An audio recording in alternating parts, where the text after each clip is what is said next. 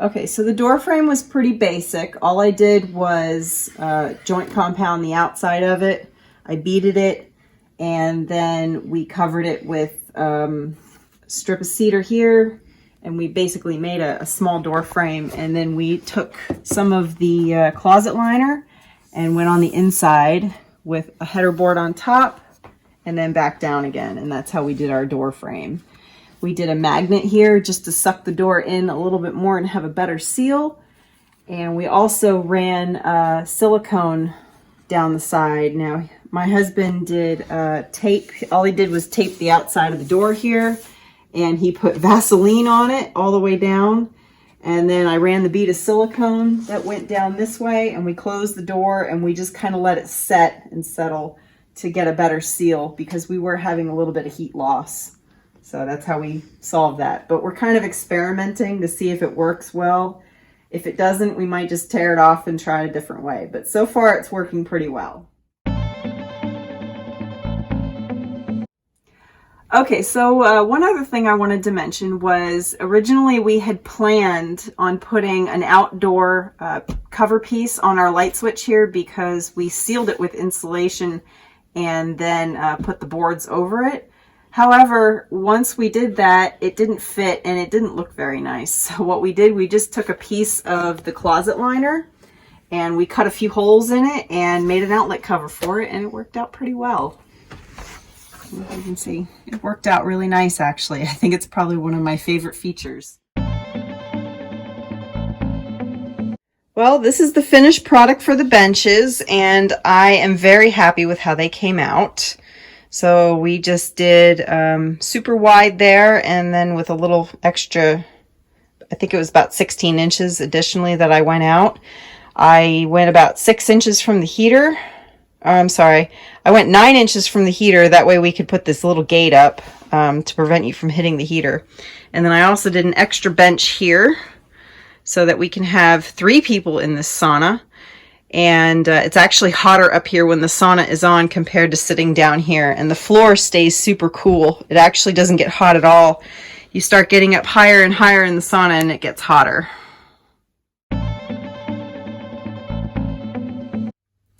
So let's talk about the thermometer real quick. So we purchased this on Amazon. I believe it was about $30 or $40. It's just a generic, it is specifically for a sauna. It has a, I think it's called it's a hydrometer. It measures the humidity, and then we have a temperature gauge, which is mainly in Celsius. So with this one, I just took a piece of the shiplap that we made, and I just cut it in half, and all it does is it slides back and forth. And I have that covering the vents back here. So we just, we couldn't find a whole lot of information on how to do these vents, so we kind of just did it ourselves the best we could. And all these are is it's PVC pipe with 2 caps on the end, and the closet, my husband's closet is on the other side of this wall. So we just have it venting out into the closet. And when we want to air the sauna out, we just flip it open and open it up, and it works pretty well. So we did about a 2-inch gap on the bottom of our door, and all that does is when the heater heats up, it'll suck the cold air in from underneath the door, which is why it stays cold on the floor. And then as the heat rises, we can open this up and kind of regulate the temperature a little bit more. So if it gets too hot, we'll just slide it open and it'll release some of the hot air out the vent here. And that's why it's not all the way up against the ceiling, because as the hot air rises, it will just create kind of like a nice airflow that goes through there. And then we can close it to make it warmer. So also, because this is a sauna and it can be a dry or a wet sauna, we did not want to put an outlet in here for obvious reasons. So what we did is we wanted to have a Himalayan salt lamp in here. So what we did is once we put the vent in here, we decided to run the cord through there and plug it into the closet next door. And it works out pretty well. So I built a nice little shelf here, and this is where our salt lamp sits, right here. So we have a nice little glow in here when we have the sauna on.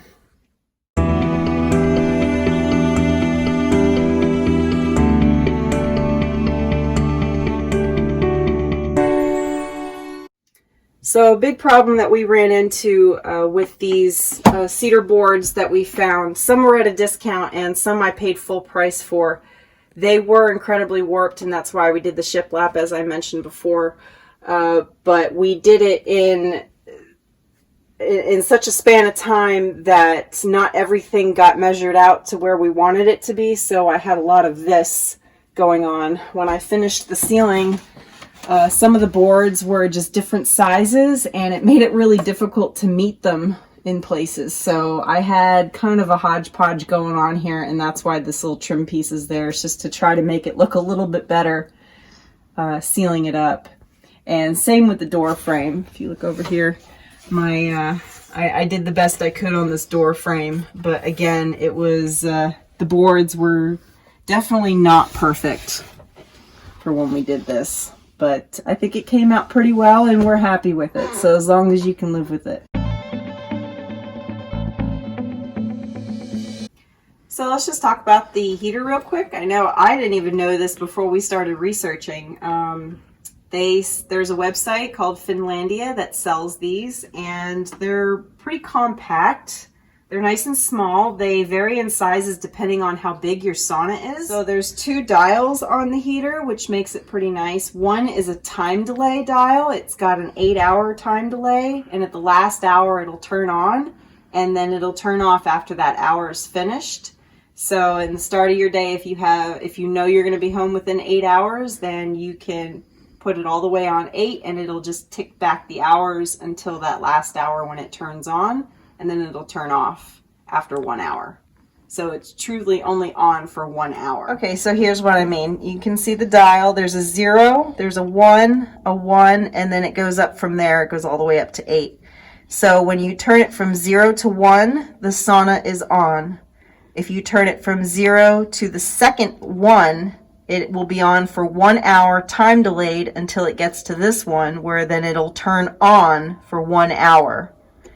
If you turn it all the way to the 8, it'll tick back 8 hours until it gets to this one where it turns on for 1 hour.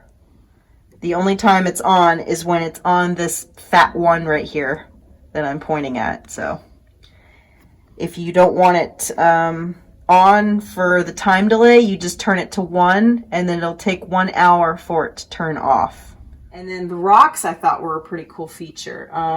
That's how you have a wet or dry sauna. So most of the time we just run the dry sauna, and then we'll keep like a bottle of water in here, and you just kind of splash a little bit of water on the rocks once they're heated, and it moistens everything up and makes it very humid. And let me tell you, it raises the temperature really fast when we do that. So I just thought that was pretty cool. And it came with this little gate thing. We didn't make this. This came with the heater. And it just prevents you from running into the heater accidentally.